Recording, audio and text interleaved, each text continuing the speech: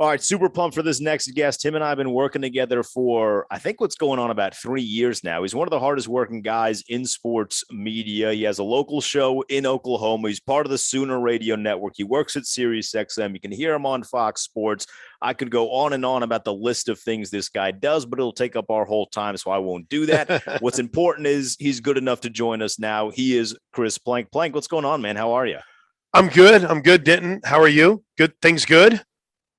Yeah, we're working through. It's starting to be pollen season in Virginia, and I Oh, have dude. kind of started to avoid it, but it's going to get me soon. I'm sitting here today thinking about how doomed I am, right? Knowing and I'm going to Austin this weekend. So, it's going to be terrible. But I appreciate your flexibility with me because, dude, I don't know what I got knocked out by some sort of stomach bug or something, and it just said you're done on Monday. So I appreciate you being flexible with me today. Everything looks like it's going to be okay. I'm ready to roll, man. Yeah, the everything being okay is certainly the important part there. But you've been on quite a run. I mean, I listed all of the things that you do, and one of the things that you've been associated with for a number of years is Oklahoma softball. That team is buzzsawing records at the moment. They're a perfect 36-0, and it doesn't look like they're going to slow down anytime in the near future. What's it been like this particular season with this team and the way that they've been handling their opponents? It's fun and interesting because it's so different from last year. And again, last year was funny because they were doing these same things, right? Last year's team for Oklahoma set the record for the most home runs in a season ever in the history of college softball. This year's team is just a skosh behind that pace. So they're still mashing. Jocelyn Allo has not only the most home runs hit in college softball this year, she might have, I think, number 2 in batting average right now. She's hitting like 516.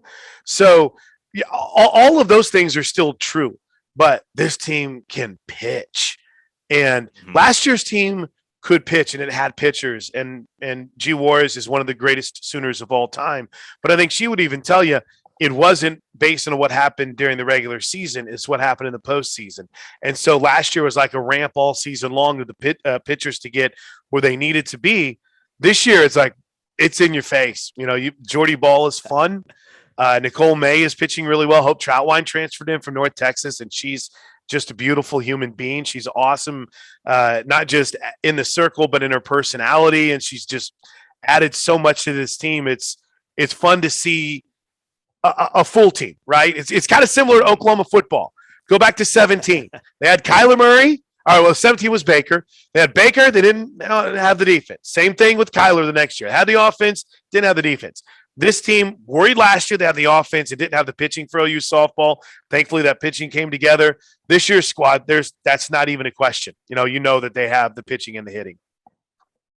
Now, obviously, I'm sure you enter this season knowing, all right, the team is going to be really good, but did you have any idea they would be this good to this point?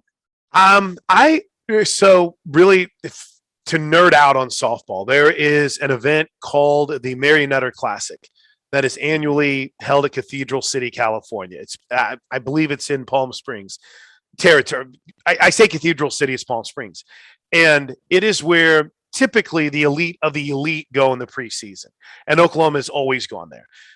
They had not gone undefeated through Cathedral City since 2013. So my point is, it's always tough, man. It's always tough. I thought, you play the best teams. They had Arizona this year. They had Utah.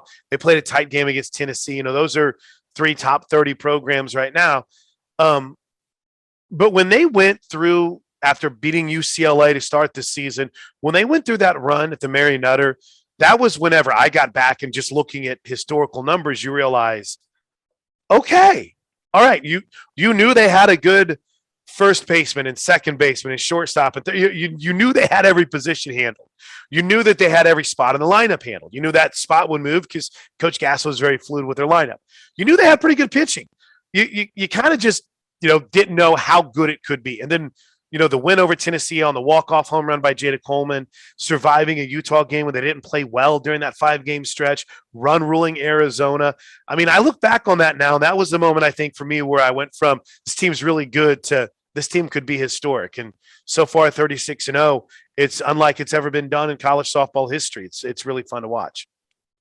I like how you use the phrase nerd out on softball. I want to continue nerding out here. It feels like mainstream media and like the mainstream sports population over the past 2 years has really fallen in love with softball once the postseason gets around in a way that it doesn't seem like we do with baseball. You call softball games. What do you attribute the reasoning for that? Why do we love softball at the college level more than we do baseball? Well, how much time do we have? Because at my core, I'm a very passionate college baseball fan too, but I'm the first one to kind of point out that games take too long. I mean, they just really do. And I know I've always lived in my teen and 20s of, well, if you need to be somewhere, why you don't need to be going to a baseball game. You need to be able to sit back and relax and enjoy it. Now, as a father through my 30s and 40s, you're like, I'm okay if it can fit into a little bit of a tighter window. And that's what I think college softball does is it, if you have a game that is over 2 hours, right, you kind of, so what's going on here? I mean, we had 138 and 145 this weekend for game times. And the 145 game seemed like it took like 3 hours and it was only like 13 minutes extra. So number one, I think softball is faster moving. I think that it has shorter run time and it just moves. It cooks. I went to a baseball game with an unnamed coach on the softball side of things. And we were watching him take infield. She or he goes, I would lose my mind if that's how we did infield. I don't think I have the patience for that. Because it's shorter, 90 to 60 feet, fences 210 to 200. So things are smart. And I think another couple of parts of it, number ESPN has done a hell of a job in their postseason coverage of it. Do we all wish there were more for a sport that we love? Sure. I wish NASCAR got more coverage too, but it's just not the reality of it. And I think ESPN has done a phenomenal job in the way that they promote and cover the sport. It's really cool to see. And then I also think in that, Denton, I think people are starting to respect the athletes they're seeing, the type of athletes they're seeing more. I think there was my generation that might look at something and say, well, I'm not going to give that my attention. I'm better than that person is. But now you see, oh, okay, this is an elite level athlete, right? That's right, worthy of all the talk and all the coverage of any level of sports. So from that perspective, I'm really thinking people are falling more in love with women's sports and falling more in love with softball under that circle. And then third is I think now you've had an age group of some of these girls that have grown up with this being their number one sport. And basketball still is there, but for girls, softball is blowing up. And, the girls that maybe we just knew when they got $1 million contract, like, Jenny Finch, now you have people that know who Sid Romero is, and they know who Sis Bates is, and they know all these youngsters that have been a major part in the growth of the sport. So I think you have a very solid diehard contingent of youth fans as well. So to me, ESPN's done a great job. It's faster sport. It moves. You can fit it in a window. I think I guess you could say embrace of the elite level that you're watching when you're watching softball has been another part of it. And then of course, maybe the most important thing is it's young core that it has. So I think that's one of many reasons, a handful of many reasons why softball has been so popular as it has been recently. So I want to take this and I want to move the spotlight and really shine it as bright on you as I can here. How did you end up getting the gig to call Oklahoma softball? I know you worked in Tulsa for a number of years and made the transition to Norman. What was that journey like? Well, in about 2010, the radio station I worked at was an Oklahoma Sooner affiliate, and we were a fairly big affiliate, and we were in a big market for the radio network in Tulsa with a lot of Sooner fans. And you just develop some relationships through that. And then in 2011, by the way, I should back up here a little bit. It was well before 2010, but around that area was whenever the buzz started to build that they would be not making a change, but that their play-by-play guy would be retiring.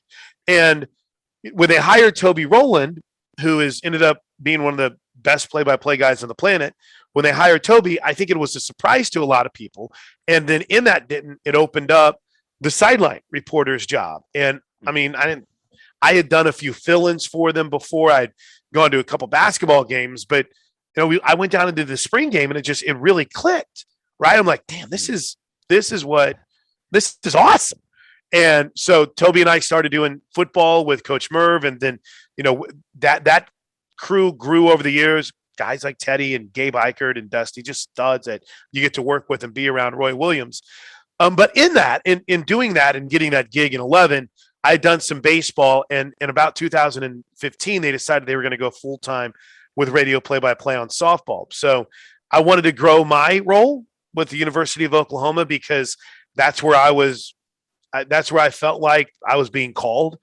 And it ended up landing with a full-time play-by-play number one guy for softball. And it was pretty cool, to not only get that opportunity, but in 2016, move my family down here. Well, technically it was 15 because it was that football season, but in 16 right. To have that be my first softball season that I went with them, it was, it's really been awesome. So that's how that whole thing came about. Just pure timing, and that Joe C saw a vision and how great Toby Rowland would be. And he was right. And then that opened a door for me to slide in and not only get to call games from the sideline for football, but also to call now 3 national championships in softball. It's unreal. When did you first really get comfortable in that spot? I think it's normal when you start a new job. There is that, right. That period where you're like, all right, I'm new here. Like, what can I do? What can I get away with? When did you first start getting comfortable being the guy for softball at Oklahoma? Oh, I don't know if I have. That's a good question. Denton Pryan, I like it. I don't know. I don't know if I'm ever comfortable because I always feel like, part of the problem when you have a sport that starts to blow up and has traditional fans is that new fans come in and suddenly you're just triggered by every little mistake that's made. It's like, he just called that a mound and it's a circle. And it's just that people are kind of trolls about it. And so I don't know if I ever feel comfortable in it. I've done it for, 7 years, but that comfort has nothing to do with, how well received the team is. They treat this play-by-play dude, this here reporter, like he's one of them. I get to go to team meals. If I choose, I can travel with the team. If necessary, when they go to dinner, not if necessary, when they go to dinner, I'm invited, and it's not just me, it's the SID and it's the Sooner Vision person that went to, they want you to feel like you're a part of it. So yeah, I feel very wanted by the team, like they want, but I don't know if I ever really have felt comfortable because I feel like there's things that happen that even from the most ardent rules analysts, they look at it like, you don't see that very often.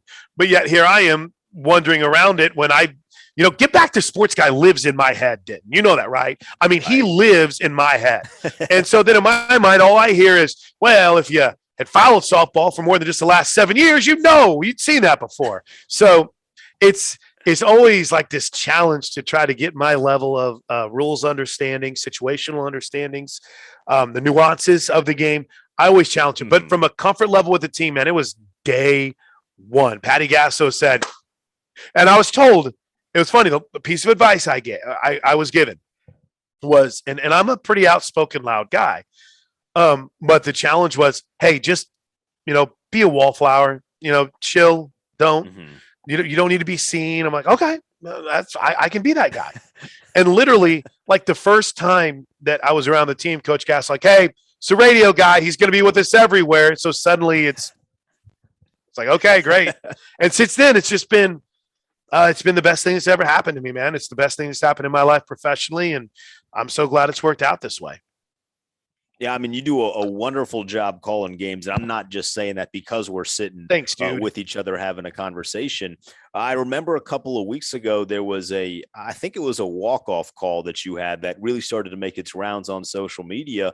What do you go through when a situation arises with a potential walk-off? How much do you plan what you could possibly say versus how much do you want it to be just the heat of the moment, let the emotion go, and to really allow the fans to be in the booth with you when it happens? Jeremy Poplin and I did radio together for years, and I still consider him one of my best friends. And he was always real big on wanting it to be from the heart, and maybe I should rephrase that, but he wanted it to be unscripted. He's like, no, it's got to be unscripted. And I was very much the same way. 100% the same way. So we got along great in those moments about unscripted. But as I've gotten older, I don't mind writing down a few things, Denton. Like, for instance, Jocelyn's home run. I had made a decision that I wanted to call her by her full name, which her full name is Jocelyn Aloha Pumihana Alo, but she's always Jocelyn Alo. And I will never forget in 2016 when we went to the World Series for the first time, we had a player named Fale Aviu. And when they were announcing her at the World Series, she was going by Fale Palima. And I remember going to her, I'm like, what's going on here? She goes, it's important to me and it's important to my family that we use my full name. And I just thought about that level of respect. So I would write that down. Sometimes, I've started to cheat a little bit where I see, okay, this is the score. All right, so-and-so's on deck. Maybe you start thinking a little bit about exactly what that might look like, right? What that might look like. But for as unscripted as I always wanted to be and how Pop and I wanted things, I've got to be a little bit more, forward thinking, right? And I did that with a home run call a bit, and it worked out well. I don't think there's anything wrong with, I'm not standing in front of a mirror practicing anything, that's for sure. But I think to take advantage of one of many of our strengths, which is writing, I think it's okay to confess that, yeah, I do. How much did you at all listen to that call? Because it did make the rounds. A lot of people were picking it up. Did you just allow them to enjoy that and be like, you know what, I don't need to hear it? Or do you actively go back and listen to yourself as a way of, similar to what athletes do when they watch film, as a way to pick up on certain things and see, all right, I could make adjustments here and there? I drive a lot in this conference because I like to have my own car. And so I'll listen to the highlights, and then I'll go back. If I hear a highlight that I thought didn't sound like I wanted it to sound, I would then go back and find it in the game and say, okay, what was the situation there?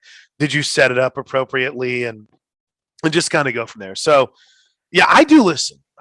Now, can I sit and listen to a whole broadcast? No, but I might, and maybe even in my head, like during a game, I'll get done with like a fourth or fifth inning, and I'll think, I don't know if that sounded. What did I do wrong there? So you're right. It's kind of like game tape. I can go back and listen and hopefully learn a little bit from a mistake, or feel very proud about something that doesn't sound as bad as it seemed to sound when it came out of your mouth when you're doing the play-by-play of it. When you're listening either to yourself or one of the other various podcasts that you listen to, I know you're plugged in a lot of different mediums. Are you listening regular speed? Are you a 1.5 speed guy? Where do you fall on that? I feel like that's a polarizing thing amongst us that work in the business. Okay, so reset the comparison again so I can fully digest it. So when you're listening to either yourself or if you're listening to a podcast, are you listening normal speed or are you 1.5 speed so you can get through it quicker? I'm a normal speed guy. I can't do 1.5 speed. Gabe tells me to do 1.5 speed. Gabe Eichert, that we work with over at XM, because he thinks you pay attention more. He's like, it forces you to pay attention. I just can't do it. Now, I'm sure once I started doing it, it would make sense to me, but I can't. I don't know why. I'm with Gabe on that one. I beat the drum for 1.5 speed, but it's funny that you mentioned Gabe. You talked about the Oklahoma booth that you guys have for football, and I don't want to disparage any other booth across the country at whatever program, but it feels like the talent that you guys have calling games for Oklahoma, it feels like you guys are top tier. What's it like once football season is here, going into a weekend, knowing that you're working with some of the best in the bunch at one of the best programs in the nation? Yeah, it's unreal. It's unreal. It really it challenges you to always be on your toes. Like you can't fake anything. There, whenever you're prepping, you better make sure that you fully understand the storyline you're presenting or the angle you're trying to ask about, because you've got two elite minds in Teddy Lehman and Gabe Eicher that now they'll save me. They'll make me sound good, but you don't want to look dumb to them. They'll make me sound good for my dumb question. So it challenges you quite a bit. I'll say this, Denton. We have the best play-by-play guy in the country in Toby Rowland. He's incredible. And he kind of makes sure that everyone has that level of expectation to where you realize how grateful you are for the job that you have, right? And that, for me, and I'm not saying like that's some charge he gives, it's just his passion for his job. It's like he's like, all right, on three, say grateful for our job. No. I'm just saying his level of passion for his role is contagious. And I'm lucky, man. I learned so much. I forget so much because I learned so much. It's constant in and out. Mm-hmm. There's so much information that those guys bring. It's fun to be a part of. And in every sport, we've got, in softball, with the people that I work with in softball, I'm always learning something. We've added Nicole Mendez to our mix, a former player, and she's been great. Basketball, Kevin Henry on the men's side is one of the best analysts in the country. And we've got, 2 or 3 women's basketball analysts that come in and are fantastic with their breakdown of the game, including Dan Hughes, who's won an NBA title. So we're pretty blessed. George Frazier on baseball, he was calling Rockies games a couple years ago. Now he's giving you the insight on what's going on with Oklahoma Sooner baseball. Yeah, we're really blessed across the board with some of the best analysts I think that there is. So it's very obvious to me, the passion for Oklahoma athletics runs very, very deep.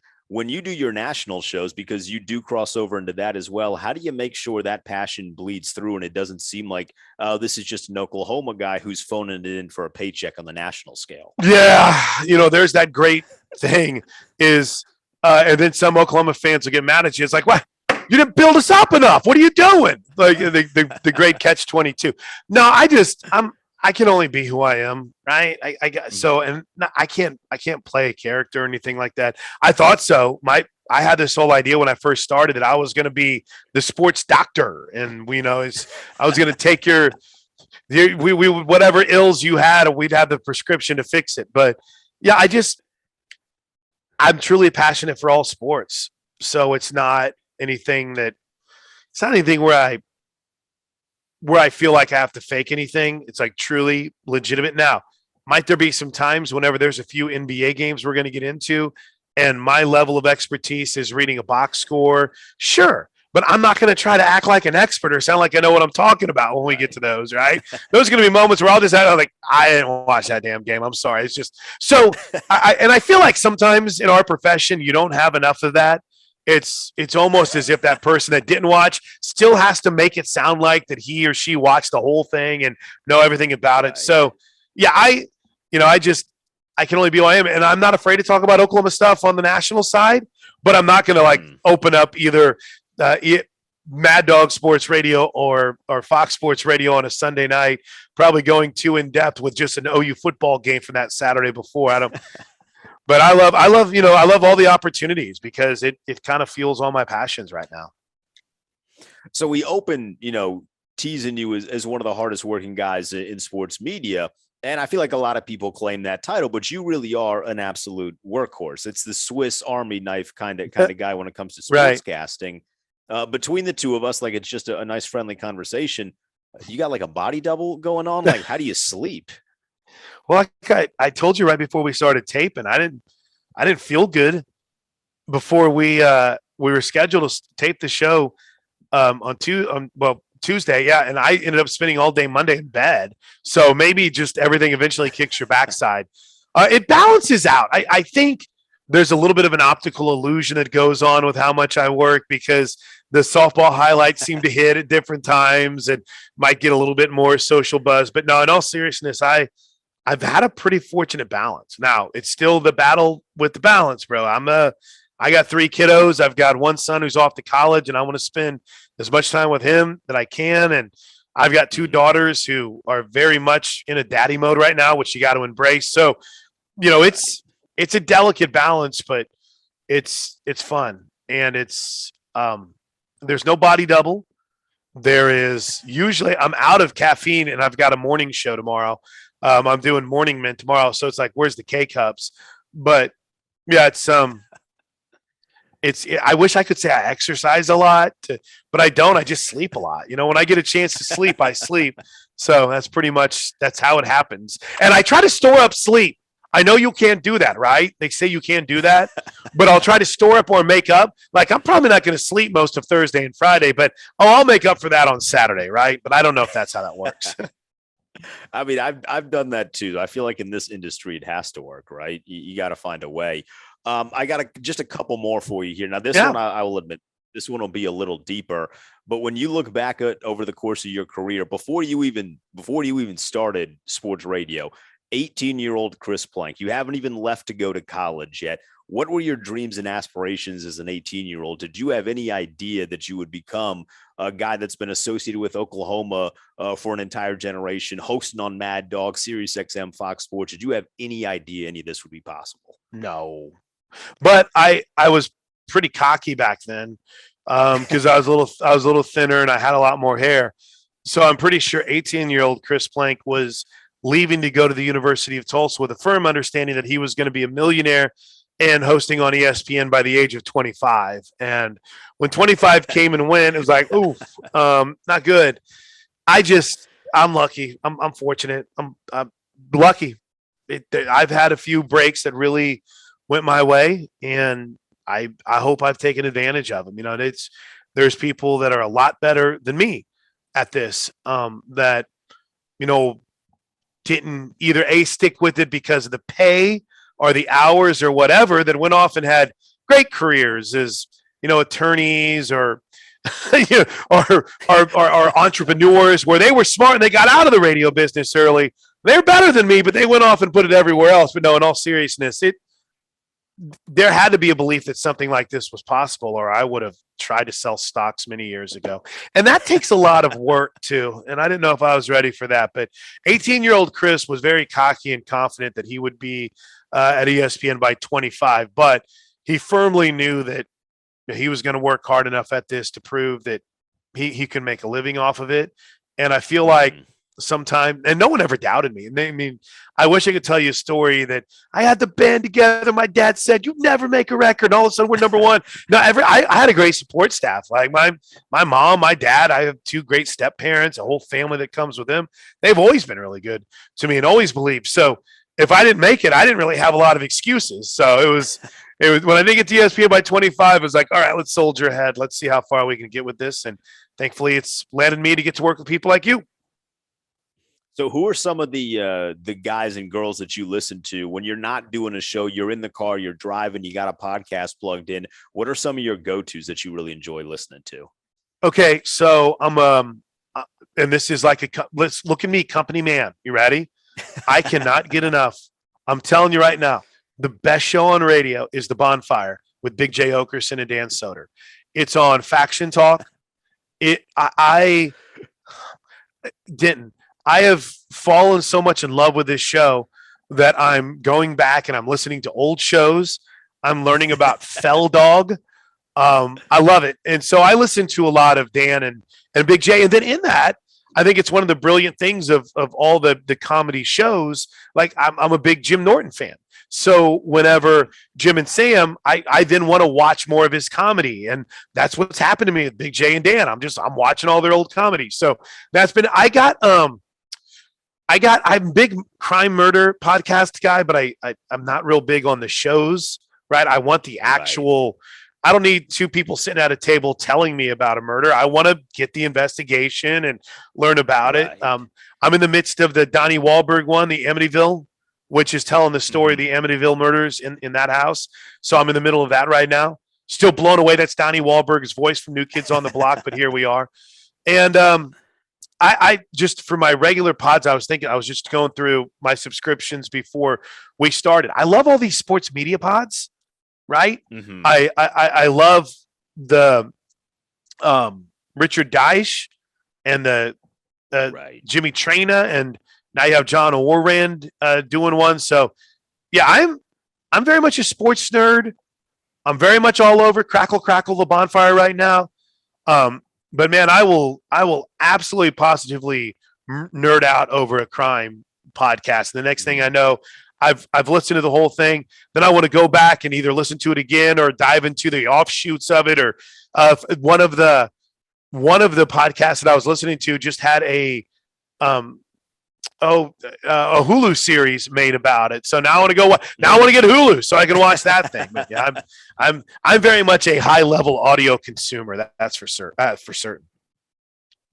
So I'll get you out of here on this, and this is really shame on me for bearing what I'm sure is the lead to many people in this conversation. But it was huge news out of the Big 12 conference last week. Bob Bowlsby announcing that he was going to step down and retire. Now that you've had the benefit of a week to digest it, to let it marinate, what do you view as, or how will Bob Bowlsby be viewed when all is said and done, when you look at his tenure in the conference?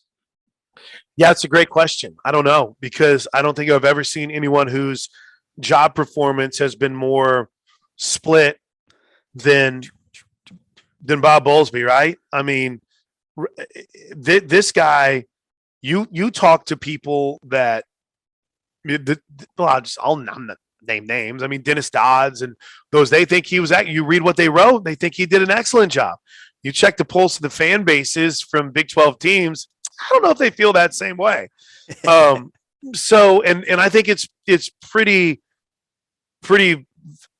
tight on the negative side in a bad way for Bob Bowlsby with the fans and kind of the school's alums' reactions to the job that he did. But it's hard to ignore some things he did.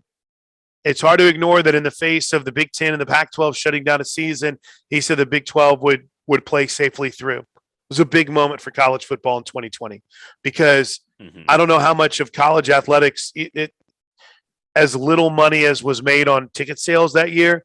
I don't know how some athletic departments' budgets would look right now. I really don't. So I thought that was big. I thought it was big whenever, in the face of OU and Texas leaving, he went out and got the 4 best available candidates to come in and make this a 12-team league. And there was never any debate about it, right? Never any debate. So he's done some things.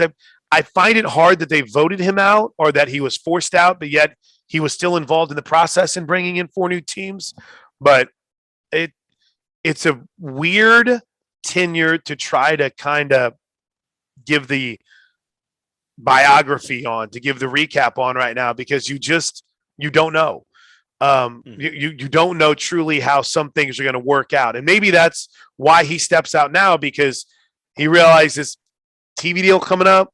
You got 4 new teams coming in. I'm not going to be involved in that by the end of my contract. So it makes sense that he would voluntarily go. But I think it's going to be a hard legacy to truly digest and understand, because it was wrought with so much turmoil and deception, and I mean, excitement and championships, but also in the same vein, nervous moments, futures in doubt. So it's going to be left up to people smarter than me, but I thought he did an okay job. I thought he did an okay. Yeah. He did okay. Yeah, I think I fall in the same line as you. I thought he did a really solid job. Plank, I can't tell you how much I appreciate this, man. You played hurt. You made it through. Appreciate you having me. You were able to do that.